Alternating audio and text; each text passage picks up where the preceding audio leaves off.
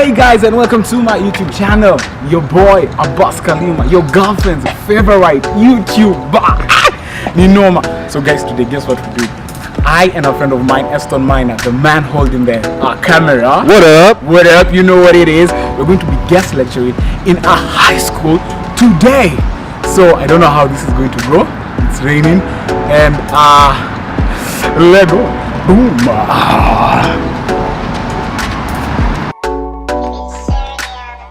Abbas Kalima. I am from Kenya, the country that brought you Obama. I have my friend. My name is Aston Miner, also from Kenya. Glad to meet all of you. And yeah, so we are going to kind Say of hello.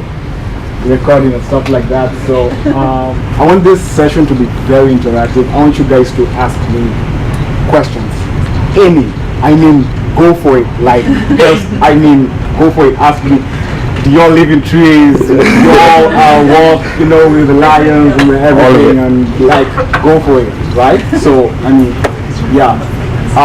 But just to give you I say background knowledge of where I'm from, Kenya. It's a very beautiful country. I'm from Nairobi, the only capital city in the world with a national park. So yeah, we do have lions in the No, seriously, like you can be on the highway one day and like there's a lion. Yeah, so like crossing. yeah, lions actually Seriously, did they do that. They escape the park sometimes. Yeah. So yeah, Y'all kill them? no. I mean, sometimes if they're naughty. Yeah. What? No, we don't hunt them necessarily, but Yeah. Like you with the bird. but I was told you watched a video of the Maasai. Do you know the Maasai? Okay, so let me give you a little bit history about the Maasai. So, do you all know what initiation means? Exactly. So the young boys, when they reach around 13 to 14 years old, well, this used to happen a long time ago. So what happens is they used to be sent out with a group of older guys, and they, as a way to show that they have become men, they would go and hunt a lion. And they would hunt a lion with a spear, not a gun. So yeah, this is not the lion that you this is like a lion. Like if you actually meet a lion outside its cage, it's very, very scary. So I mean, this is just a small brief history stuff like that. So Aston, you have anything to say? Yeah. Okay, so let me turn it over to you guys now. What I want to know is, what do you guys think when you hear Kenya or when you hear Africa? Safari. That's a good one. Okay. Anyone else? Like Kenyan runners. Kenyan runners. That's a good one. In fact, I've gotten that question many a time. My friend at the back over there. Culture. What exactly? What in specific? African culture. Mm-hmm. Okay. Interesting. The young lady at the back. I would say giraffes. Giraffes. Interesting. I like that. So, all of that is very true. There is a lot of culture, lots of giraffes, lots of running, but obviously, man like me and him, we don't run. But yeah. One funny story is during the fall I had my knee, and so I went to the health center, and the doctor asked me, so where are you from? Because he had my name, Abbas Kalima. That's strange. That's not even like Black American name, right? So I said I'm Kenyan, and then he asked me, so do you run? So I looked at him. I'm like, look at me. This is not your average Kenyan running body, but I mean, so that's one of the things that we want to do today, is that we want to demystify stereotypes, confirm some of the things that you might probably think, and as I said from the beginning, I want you guys to go for it. I mean, whatever you guys have or whatever you guys think about Kenya, Africa, I want to hear it. Let's talk about it. I'll tell you if it's true, if it's not true, if the videos probably you see of people killing each other, is it true, is it not true? How the media shapes Africa to be, is it true or not true? So yeah, stuff like that. So probably in other lectures someone would talk and then ask questions, have a Q&A session later. Well, this is different. We want to have the Q&A session now. This is a conversation. Yeah, it's Think a about it. conversation. Let's talk. Let's feel. I'm like the least offended person ever. Like you can. I told you guys, go for it. Okay. So yeah. All right. How was it following that terrorist attack at Kabuska from Oh yes. Good question. Good question. I'll say something then Aston will go for it. Of course. It was a little bit hard. I mean, it was. I mean, you know, you're all the way back home. You don't need to have friends that one involved there. In fact, I actually did have a friend who was affected, but he's okay. What probably pissed me off was how Western media portrayed that attack, because they posted photos of people who had died. And so an issue that was recurring was that when it comes to probably incidents that happen probably here in the States, they don't post or they don't upload photos of dead teenagers or something like that. But when it comes to Africa, they post it with the quotations that this is real journalism. Let's show the world how the real Africa is. So it was pretty hard, but I mean, it's something that all countries face. Terrorism is like wild, like so. Yeah. We're just talking about terrorism now. Yes. So they have the knowledge of how it's a global issue. Yeah, Well, what I can say about that is basically, well, obviously terrorism is a bad thing, and there's lots of people who are affected by that whole issue, but at the same time there's a way media tends to blow things out of proportion. Like for example, I can say, before I came here to America, all the time all I kept on hearing about was like mass shootings, gun violence, all that nonsense. But you get here and things are relatively more calm than the media wants them to be. You see things on TV and you think it's one way, but when you get to the place, it's actually another way. So with that whole terrorism thing, it's like, yeah, it is an issue and people did struggle, but it's like a once in a I can't even say once in a blue moon thing, because it rarely ever happens. It's literally happened 3 times in the history of my country. So yeah, it's a horrible thing, and it should never have happened, but the media really tends to blow things out of proportion and make it look like the situation is much worse than what it actually is.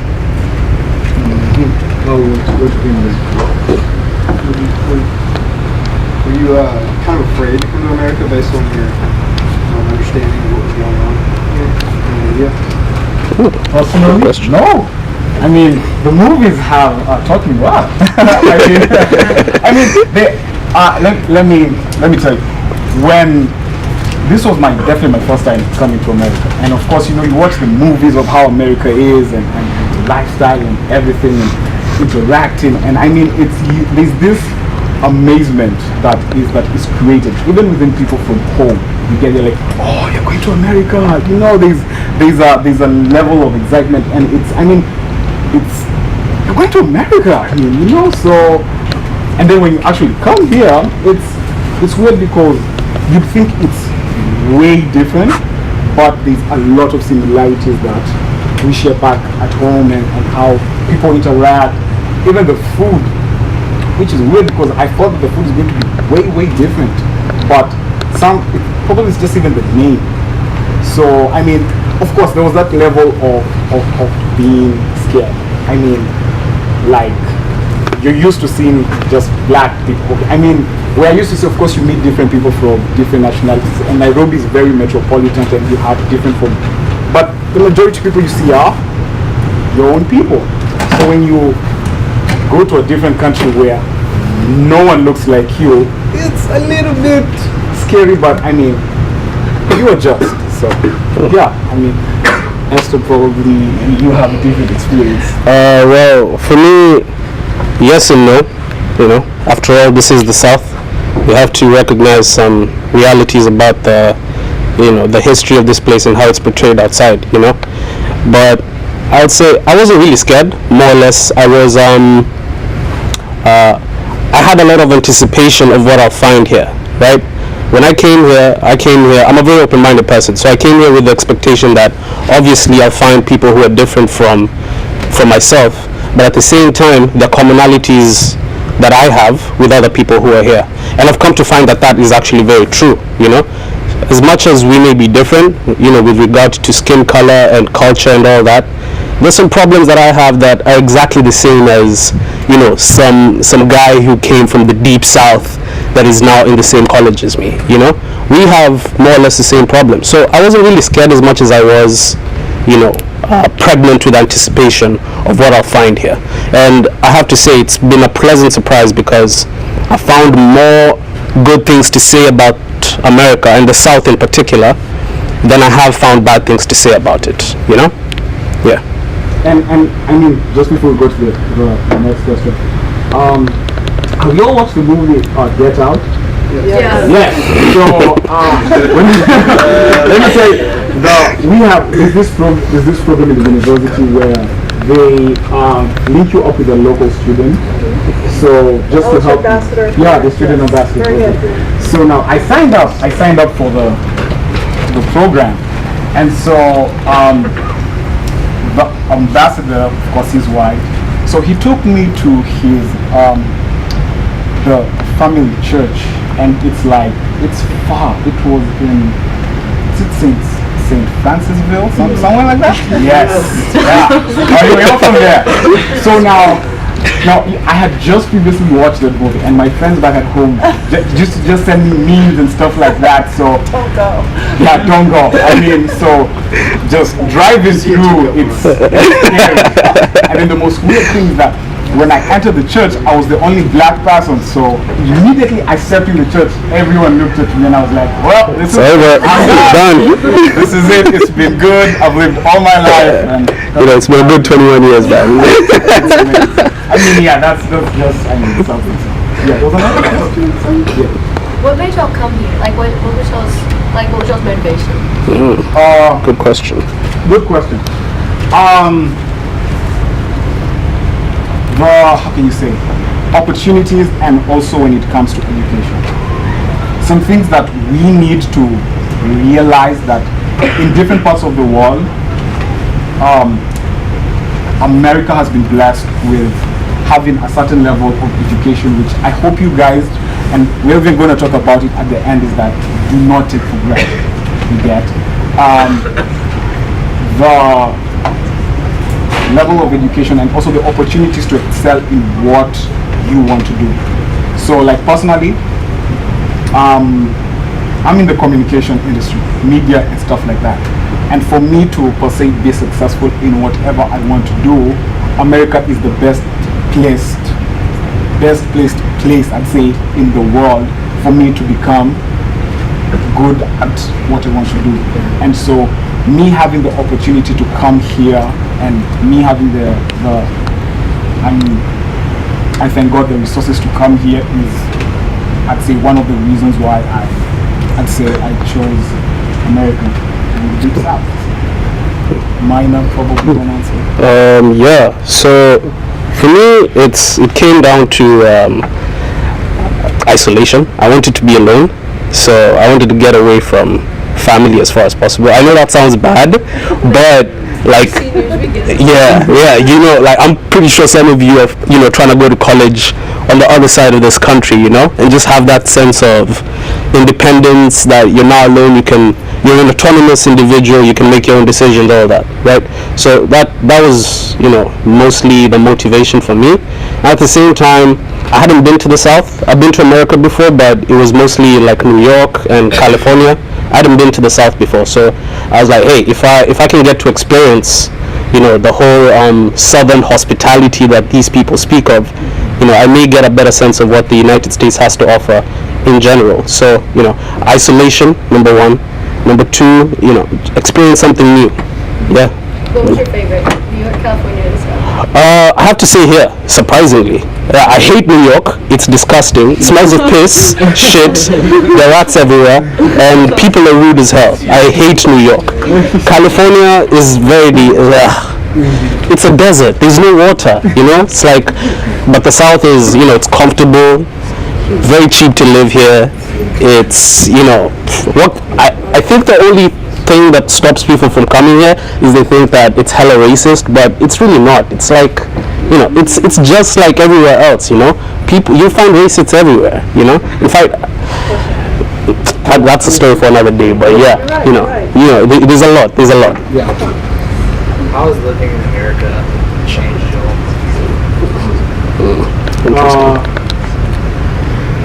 In terms of how, like, Personality-wise? I'd say for me it's the interaction, getting to talk to people and stuff like that, getting to understand how different people think, getting to,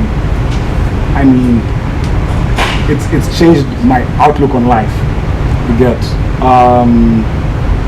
he's talked about the racism issue, which we'll have to definitely talk about. When it comes to me, I'd have to say it's not really changed my personality much, but it has broadened my intellectual horizons. I'll say that for sure. Because coming here, I get to see people in different light, people who I'd only seen on television, or rather people's depictions I'd only seen on television. Now I can actually interact with these individuals and get to know who they are. For example, I remember my first weekend going here. I went to Mike's. I bet all of you know Mike's, right? So, okay, yes, please, yes. This is not me telling you to go. This is not me telling you to go, right? Yes. But yeah, my first weekend I went to Mike's and I met one of the football players. And all this time, I kid you not, how I thought football players looked and acted was Blue Mountain State. How many of you guys have watched Blue Mountain State? Exactly. That was exactly what I thought football players was. A bunch of douchebags, just living in this house in putrid conditions and just doing the most outrageous stuff. But I came to find that most of them are actually, very calm people. Most of them don't even drink. It's a shocker. And it's just that whole being able to interact with people who you normally wouldn't interact with, or people who you've only seen on TV. That's what I really liked, because it broadens your perspectives and allows you to see a different side of people. Oh yeah. What do you think was the most shocking thing that was different from? Yes. So let me give you a brief background before I come. So now, in Kenya, and I don't know if probably you guys discussed it, and many African countries, I won't say it's very conservative, very, I'd say religious, and issues of homosexuality and stuff like that are things that as I won't say as Africans, but as Kenyans we do stuff like that. And it's not like they are hiding and stuff like that, they are open and stuff like that. But where I went to school, my high school, I went to a boarding school, and it was outside of Nairobi. And if they even thought, if even someone spread any rumor that you were gay or you were something, you were gone. It was like a witch hunt. So those are some of the things I'd say for me when I came here, how it's accepting and how it's open and stuff like that. I'd say those are some of the things. How has your lifestyle changed from Kenya to the US?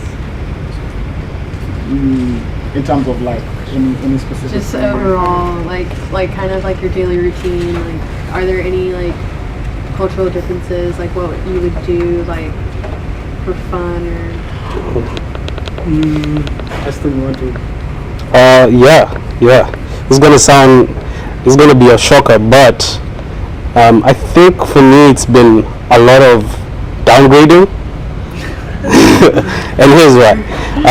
Back home, I was used, because I was working before I came here, right? So it was wake up, go to the gym, and then go to work till like 4, and then after that I'd go play golf with my dad, and then we'd go and have like dinner, and that was that, right? But here, the 5, I'll be honest, the food is shit, and I don't have anywhere I can go play golf.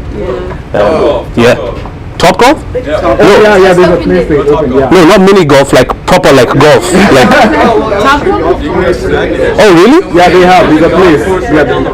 Yeah. Oh, They do. It's LSU's golf course. If you're like a student, then okay. Thank God.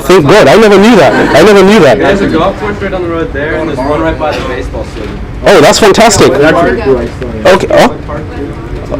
Okay. I'll definitely try it this weekend. But yeah, there's a lot of things that I used to do back home that I can't necessarily do here. Partying, I have to, I needed to stop doing that a lot here, because the books, it's very crazy. Like, I have to really sit down and actually read. Yes, that's another thing, by the way. It's when you guys go to college, you realize one thing.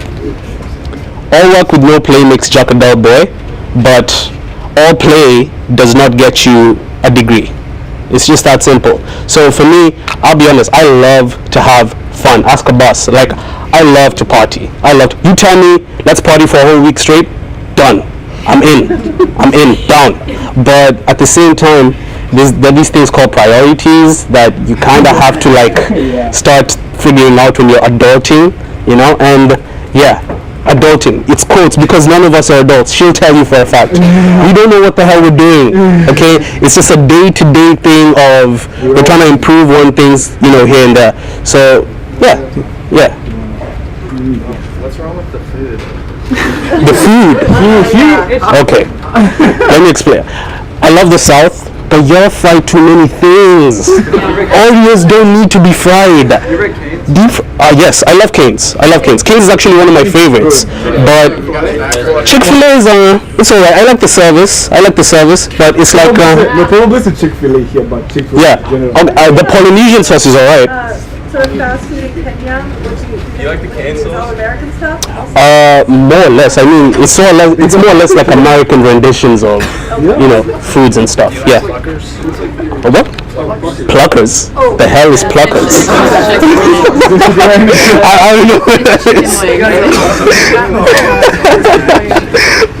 Alright, we'll go. He's been up for a minute now. What's the most common misconception, and what's the craziest misconception? Ooh. Wow, let's get into it. Africa? Of By Kenya? Of Kenya, or Africa. Wow. We sleep on trees. We're broke.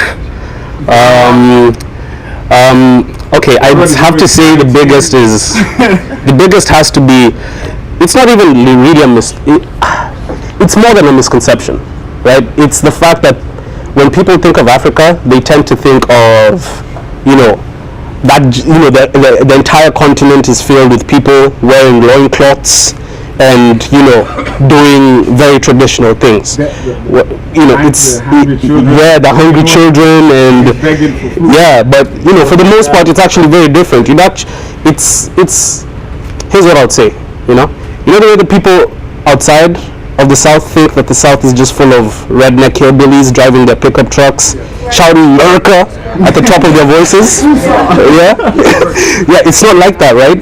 And it's I'm pretty sure in this classroom there are people who are into what's this rock called? Alternative rock, right? I'm pretty sure that people here who are into hip hop and the pops and stuff like that. Not everybody here listens to country music, but people outside the South think that everybody here is a fan of country music. So that's what I'm talking about when I'm saying it's more than just a misconception. People tend to think of Africa as a certain thing, whereas, inside it there's a multitude of possibilities and people who live inside it. Yeah. And I mean, of course, when it comes to Kenyans, the biggest misconception or stereotype is, we all run. We all run. I mean, again, there's a whole poverty issue, or you guys. I mean, some crazy stuff. And I mean, I want to get out. Let me make something clear. Are there places in Kenya or even Nairobi that are bad, and there's slums and stuff like that? Yes, there is. And in fact, I remember when we were discussing about this lecture, I was like, I'm not going to come here and tell you, oh, Africa is the best place to stay. All of you come and stuff like that. We don't have any bad things going on. Yes, there are some bad things going on in terms of governance and stuff like that. But I mean, the more we go on, some of these things are becoming better in terms of how stuff is done. And I mean, but that's why I'm here today. So we can talk. Yes, that's kind of good. So, what's your handicap in golf? My handicap? That's a very good question. I'm a 9. What is it? I'm a 9. Oh, okay. I'm pretty good. I'm pretty good. What's your favorite food here and back? My favorite food here? Oh, that's a tough one because there's some southern foods that I really, really like. Actually, crawfish. I hate crawfish. Yes, I know that's sacrilegious to say here. My man here is with me. Yeah, it's. I don't know why people hype it up. It's all right. It's all right. But it's not like I don't know whether this is a phrase you guys use anymore. But it's not the bee's knees. People make it seem like it's the best thing out there. It's all right. It's all right. I'll give it a 5.5 out of 10. So, what is your favorite food? My favorite food here definitely has to be there's that thing that we had the other day. It's like what's it called? No, it looks like mashed potatoes, but it's not mashed potatoes. I think so. I mean, it's it's weird. But that, some fried chicken, and like green beans. That is actually good. It's fantastic. I love that. Favorite fast food restaurant? You want me to rank them for you? Yeah. Here in the South, Popeyes, Cane's, and then I don't know who's gonna take the number 3 spot, but I don't know. On a good day, I'd give Jack in the Box, but like Taco Bell.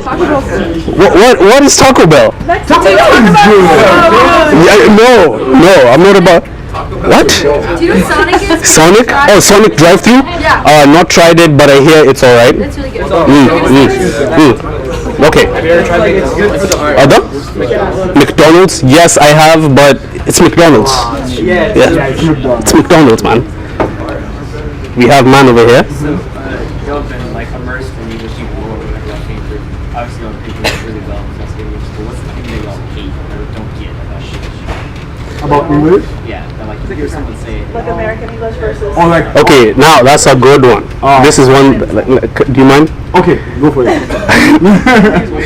Americans, please listen to me. You guys do not speak English. At least you don't speak the Queen's English, which is what me and the boss speaks. Yeah, Right? You okay, for example, who can spell behavior for me over here? Who can spell the word behavior? With a U. Behavior. You see, man over here is trying to come with the tricks, yeah? Okay, listen, yeah. Okay, so as she was saying, we spell behavior with a U, right? Okay, just know that where the O is, next to it is a U, right?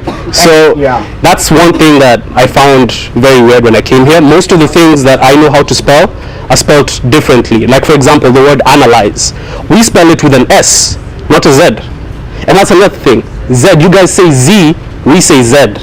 You know? So just small things like that, you know.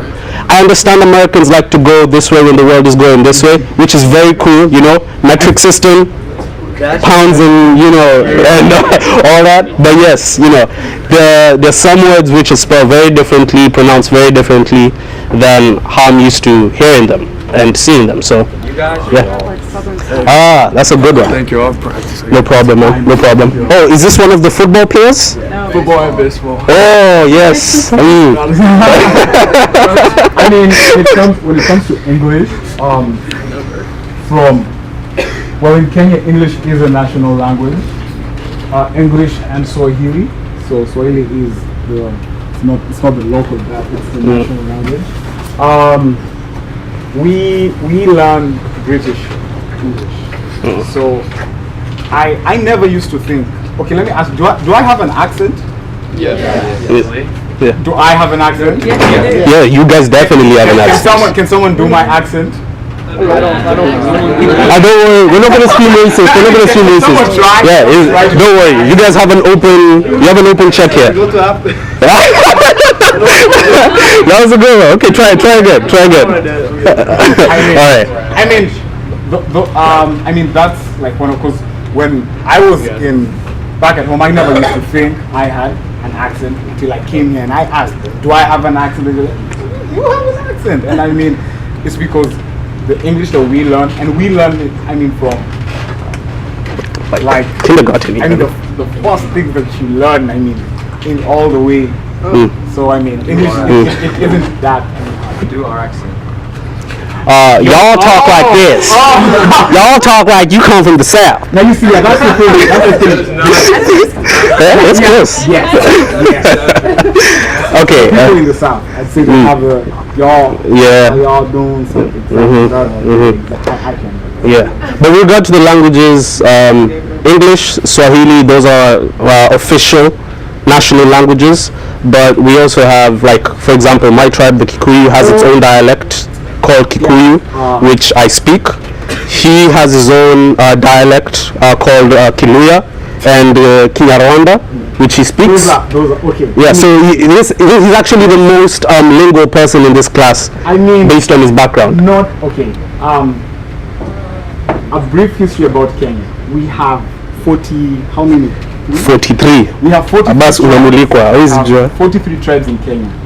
All speak different languages, but Swahili is the Lingua franca.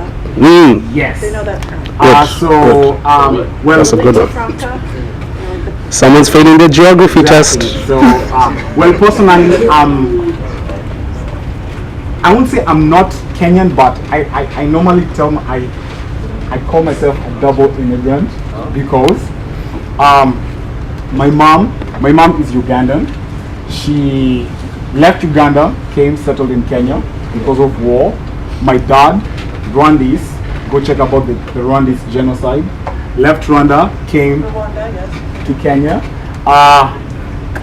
fell in love, Abbas Kalima, popped out, and so I understand a bit of the language spoken in Uganda, a bit of the language spoken in Rwanda, Swahili, some different dialects, the language, the tribe that he comes from, I kind of also know their language, so I mean, yes, I'm multilingual. So your father escaped the genocide in Rwanda? Yes. He survived? Yes, he survived, yes, thank God. So you all speak about 7 languages between the two of you? More or less. I speak. Kinda, yeah. I speak 4. He speaks. I don't even know how many he speaks. To be honest. Oh, he has to stop and think about it. 5 or 6. Yeah. Oh yeah, and I'm also doing French, so. Okay. Adding another one to the Rolodex. Now, were you all educated in English? The education was in English? Yes. Yeah. For the most part, yeah.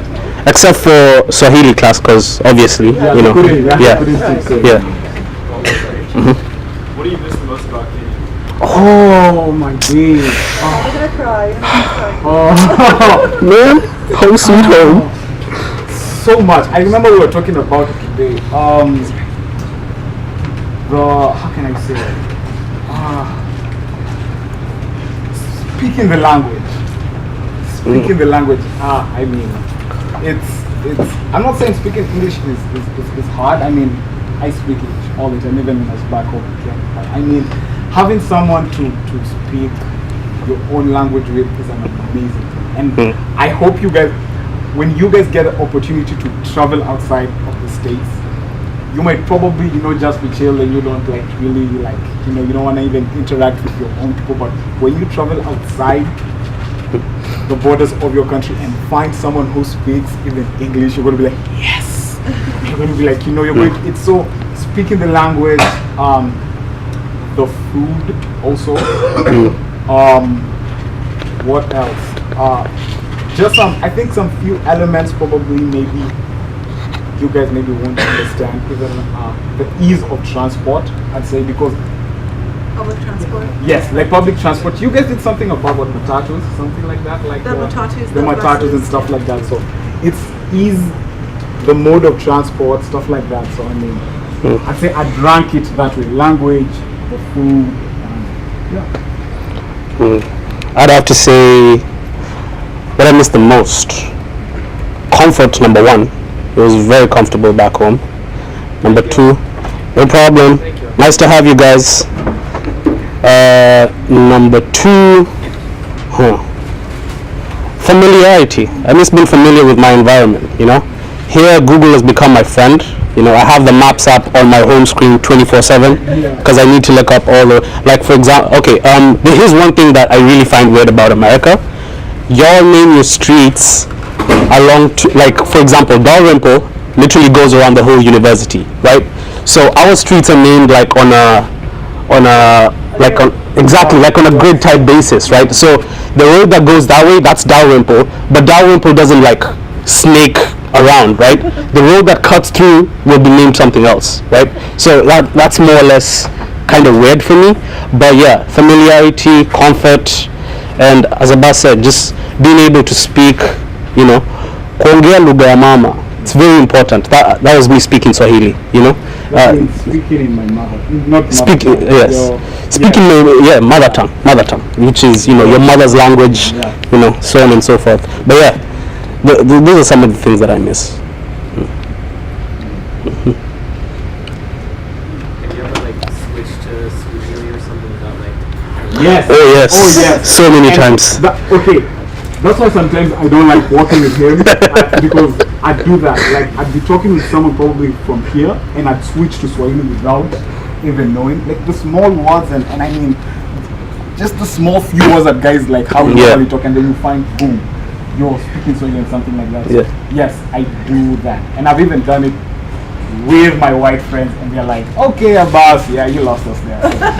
Let's go back to English, let's go back to the language we all know. So we do that a lot. And it's even worse for us because even back home, we'll interchange languages as we're speaking. Like, we'll speak English and then we'll switch to Swahili in the middle of the sentence, and then I'll switch to Kikuyu in the middle of the sentence. So like my mind is primed to just switch. Languages. Yeah. And, like especially if I was talking with someone from his tribe, I would go from English, Swahili, Kikuyu, where he comes from, and we'd just like you'd hear that conversation and be like, whoa, what are these guys talking about? Do you know by people's names which tribes they're from? Yes. Yeah, it's very easy to tell.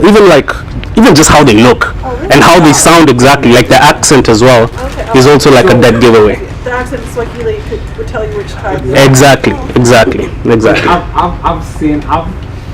I've heard Kenyans from the States speak, and I immediately know where they come from, and I ask them, "Do you guys come from here?" Like, yeah. Oh wow. That's Yeah. That's so interesting. How long have you been? Hey guys, the session was amazing. It was great, as you guys have seen. Talking to, these guys have been amazing. Getting to understand also how they think and stuff like that. So has been just amazing. So that was the video for this week, and your boy, new stuff coming. Next week, this is how we're doing it. My boy on the camera, E to the S to the O to the M.